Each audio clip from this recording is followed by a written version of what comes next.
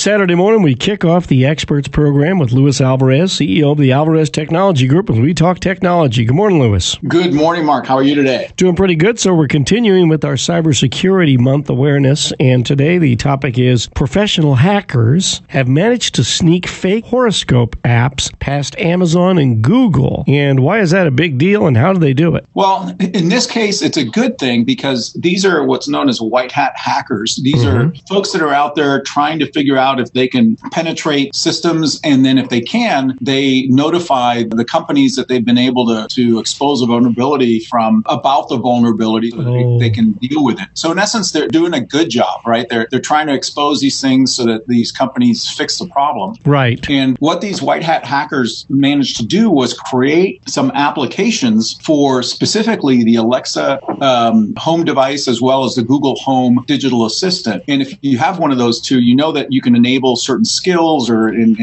what Google calls actions that let you add functionality. So you can have Alexa tell you jokes, for example, or have Alexa read you the news or report the weather. And these are all little apps, if you will, that can be enabled on your devices. Well, they created some devices some apps rather, that pass muster because typically Amazon and Google will examine the apps that are created before they're put into their store. And they were able to bypass the security settings in these devices so that the apps were able to listen in to people talking even after they were used. So if in one case, it was an astrology app. So you might say, hey, Alexa, tell me my horoscope today. So this would trigger the app. The app would provide the information, legitimately telling you your horoscope today, but then it would continue to listen in the background as to what you were doing and then transcribe that conversation and send it, back to these, in this case, the good guys. But just think about the possibility of what these digital assistants can be compromised to do. And it's something a great point. I haven't really thought about. That is a really, really good point. Wow. So is this something that you worry about, or you're not into horoscopes online? I'm not into horoscopes. I do have an Amazon Alexa at home. In fact, we have 3 of them throughout the house because you can get the smaller ones that become kind of a way for us to use it as an intercom in the house. It's kind of nice. We use it to turn on, the TVs or adjust the thermostat because I've added apps that do that for me. But it does bring to question about the idea that these apps that are available in the App Store, how safe are they? In this case, Amazon and Google have acknowledged that they didn't do the best job that they should be doing in vetting the app, and that the apps have subsequently been removed now that the white hat hackers have proved their theory. But it also means that now there's a way for theoretically people to create apps that do the same thing, but for nefarious purposes. And it means that we as consumers, if you are using a Google Home or an Amazon Alexa, you really need to be careful about what kind of things you enable, what kind of skills you enable on the Alexa or actions that you enable on the Google Home, because not all of them might be in your best interest. Right. So they could end up, spying on users' conversations and then fish for personal information like passwords and then use that to exploit whatever vulnerabilities exist within your own home network. Sure. I mean, imagine if you ask Alexa to tell you what the weather is and it's compromised, and so the Alexa app or the Alexa responds and says, oh yeah, please tell me what your Amazon password is and I need to reset it so we can get you that information. And you're like, hey, this is Alexa. She's trustworthy. So you give her your password. Next thing you know, bad guys are hacking into your Amazon account and buying all sorts of stuff using the credit cards that you've saved in your digital wallet on Amazon. And apparently there were 8 apps that were developed by this team in Germany, and all 8 of those apps passed through the Amazon or Google security checks. So what are Amazon and Google doing, as far as maybe rebuilding their security checks or strengthening those, figuring out where the holes are in them? Well, I think this really was a wake-up call for both of those companies because maybe they didn't really think that something like this was possible. Now they're going to be vetting their apps much more closely, doing more testing, more intensive testing before they allow those apps to be available in their respective stores. But you never know if somebody, the thing about hackers, especially the bad guys, is that they're always seemingly a step ahead of the rest of us. Right. Because they discover something, they exploit it, and then after they've exploited it, that's when we respond and we react. But for a while there, we're left vulnerable until somebody actually deals with what that vulnerability and that exploit can do. Scary stuff, but I guess it's, just the way the world works now. It is the way the world works, and, more and more devices are getting voice activated. I mean, there's so many many things that you can now do in your home or at work by just using your voice. And this just presents another area that can be exploited by the bad guys at some point in the future. If somebody can imitate your voice, would they then be able to activate some of these security features that you might have, get past those security checks? If they could actually mimic your voice, or if there was an electronic means of, say, getting a recording of your voice, Lewis, and like a voice print, and then being able to use that to create words, sentences, and so forth. Yeah, that's a possibility. But, you just brought to mind an idea. Imagine if somebody is watching you and they know that you have an Amazon Alexa in your house, and they wait for you to be gone, and they break into your house, and rather than stealing something, they just order a bunch of stuff using Alexa. Because they know that it's to your Amazon account, and they just have it drop ship someplace else. You're completely clueless until the bill shows up. But in the meantime, they've ordered a bunch of stuff that is legitimate because your Alexa is connected to your Amazon account. Right. That's an idea I hadn't thought about.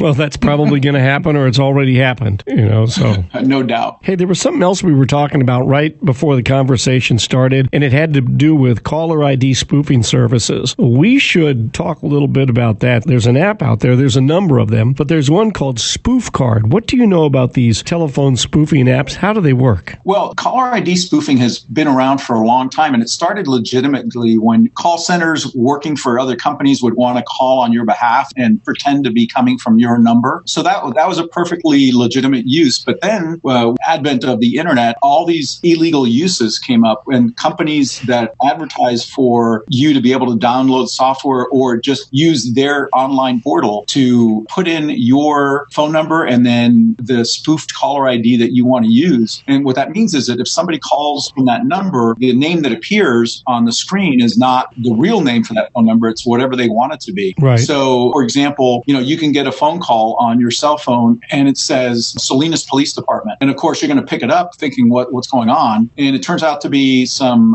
fraudster who's trying to get some money and claims that, unless you come up with a certain amount of money or give them your credit card, there's a warrant for your arrest because of this fine that you haven't paid. And many people will take the caller ID as an indication that this is a legit call and respond, okay, here's my credit card number. Or more and more, these guys are taking advantage of older people who aren't as technologically savvy as some of the young folks. And they get them to give them money using a credit card by claiming that they're going to arrest their children or their grandchildren. And these folks respond because of the caller ID that makes them think it's a legitimate call. And so far, these services are still legal. Is there any move to make, Spoof Card and apps like that illegal and have them removed from the App Store or deactivate? About 10 years ago, Congress actually passed a law not making the service illegal, but making it illegal to use these services for fraud. And it's a felony to do that, but they have to be caught, of course, and brought to justice. So if you ever get a call that you're suspicious about, you should notify the local authorities, and they can, in some cases, use forensic means to trace that call and find out where it originated and potentially take care of it. But it is illegal to use these technologies to commit fraud and to try to take advantage of it. And aren't some of the telecom providers now developing software to put into their phones that would actually sniff out like a spoof card call and say, hey, this is not the real phone number that this is coming from? Yeah. And so Verizon offers a service that does just that. It'll compare the caller ID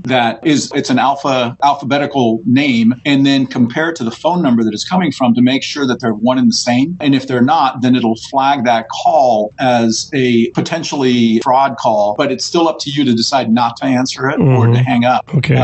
So they're not blocking them as yet, but there's a move afoot to make that happen. Is that something that Verizon offers as part of your monthly service, or do you have to pay extra for it? They're now offering it on some of their monthly services. I don't know which ones specifically, but if you're interested, I would drop by the Verizon store or just call your wireless provider and ask them if there's fraud detection available. And it may be something that they can activate for free or maybe for a small fee, but it can be well worth it. Is there any legitimate reason to have that type of an app on your phone? Well, like I was saying earlier, sometimes you have call centers, companies that are working on your behalf, perhaps to do marketing calls or to do lead generation. And in order to make sure that people at the other end of the call answer, they change their caller ID to be your company's name. They're doing it for legitimate purposes. There's nothing fraudulent about it. They're just trying to get you to answer the call, because if you get a call from a number that the caller ID is sales center, you're probably not going to pick it up. I notice I'm always getting these spoofed calls on my phone. phone, they're all coming from California for the most part. All the telephone numbers I see, area code 530, area code 209, area code 559, 831, 805. And when you answer them, it's always some boiler room operation. Yeah, because it's easy to get phone numbers that are local, even though some of these boiler room operations, as you call them, could be located anywhere in the world. But they can purchase or rent a local phone number or local, 10-digit number to use because they know that people are more likely to pick up